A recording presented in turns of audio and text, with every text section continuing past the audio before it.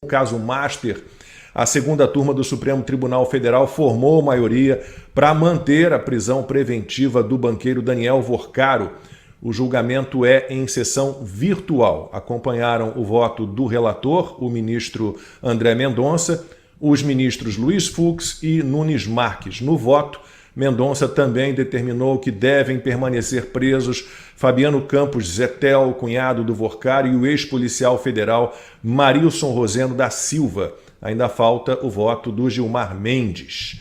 O ministro Dias Toffoli se declarou suspeito por motivo de foro íntimo e não vai participar de julgamentos envolvendo o Master. Com o resultado na segunda turma estabelecido, o Vorcaro precisou de atendimento médico no Presídio Federal em Brasília.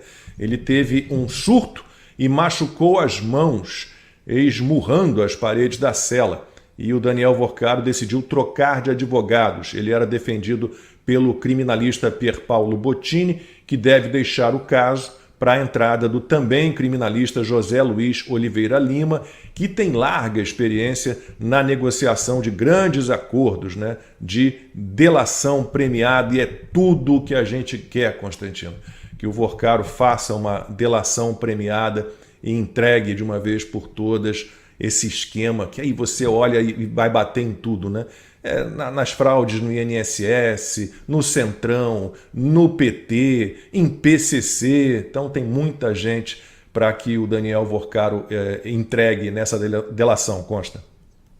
Sem dúvida, Lacombe. Daí a importância dessa decisão, que muita gente foi pega de surpresa.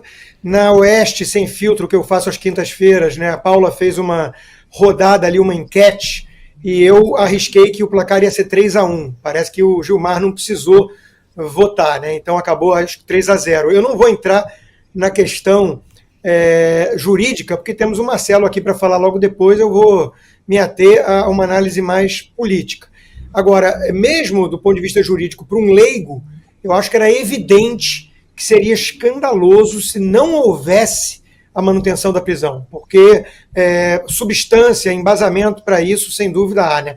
Aquilo que veio à tona é grave demais. O sujeito tinha um braço direito chamado Sicário, o apelido de matador de aluguel, ganhava 1 milhão por mês e morreu em condições, para muita gente, para mim inclusive, ainda suspeitas, na prisão da PF.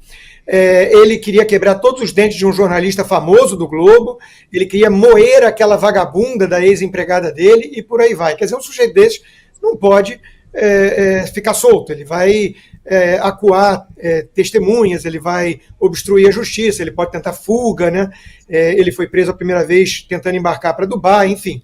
Então era óbvio que ele tinha que ser mantido preso, mas daí ao Supremo fazer o óbvio vai uma distância. E muita gente estava com receio, é óbvio que a gente entende o motivo. Cássio Nunes Marques é um ministro mais discreto, vem do Piauí, foi indicado muito mais pelo Ciro Nogueira do que pelo Jair Bolsonaro, e o Ciro Nogueira, segundo esses telefones vazados, aí, essas mensagens de WhatsApp, era um amigo da vida toda, do Daniel Vorcaro. Então, o Cássio Nunes era grande incógnita e ele bancou. Ele bancou ali com coragem, a gente tem que admitir. O André Mendonça teria atuado nos bastidores para vender o seu caso, da importância dessa manutenção da prisão. Então, são os dois ministros indicados por Jair Bolsonaro, oficialmente, que fizeram esse trabalho tão importante para o país. E pela reação do Daniel Vorcaro de esmurrar a mão, a gente pode apenas pensar no que exatamente ele estava vendo naquela parede. Talvez o próprio Cássio, talvez o Alexandre de Moraes, que ele gastou tanto dinheiro com a família para nada, Enfim, talvez nossas ilustres tias do Zap na audiência, mas talvez as pelelecas que ele vai ter que ficar em abstinência, mas o fato é que ele se mostrou totalmente surpreso, ele sim, ele esperava que fosse solto. Isso diz muito, isso é o relevante da análise. Então, um sujeito desses não aguenta ficar preso muito tempo, sujeito que dava as festas que dava, que vivia da forma que vivia, esse sujeito não vai aguentar ficar muito tempo na prisão. Inclusive, um amigo dele, já conversando com o jornalista, falou, eu acho que em muito pouco tempo ele delata, não tem condições dele aguentar essa pressão, ele esmurrar a parede é um sintoma disso. Então essa é a grande boa notícia, além da decisão do STF, viu, Lacombe? Ele deve delatar sim, a troca de advogado fala muito, né, sobre isso.